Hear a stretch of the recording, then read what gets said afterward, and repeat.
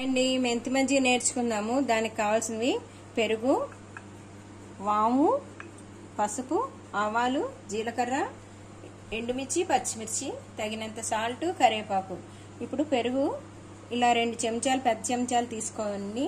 బాగా ఉప్పు వేసి చిలకరించుకోవాలండి. నీళ్లు పోసుకుని పలచగా చేసుకోవాలన్నమాట. ఇప్పుడు స్టవ్ వెలిగించుకుందాము. దీన్ని ఇలా చిలకరించేసుకోవాలండి బాగా పలచగా. నూనె కాగాక 2-3 చెంచాలు వేసుకుని పసుపు అండి, వాము 1 స్పూను, ఆవాలు, జీలకర్ర, ఎండుమిర్చి, పచ్చిమిర్చి అది కొంచెం కలుపుకోవాలండి. వేగాక ఇప్పుడు కరివేపాకు వేసుకుందాము. కేర్ఫుల్ అండి, కరివేపాకు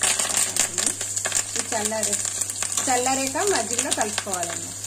ఈ విధంగా పలచగా చేసుకోవాలండి మజ్జిగ చిలుకుని. ఇప్పుడు మనం పోపు వేయించుకున్నది కలిపేసుకోవాలి.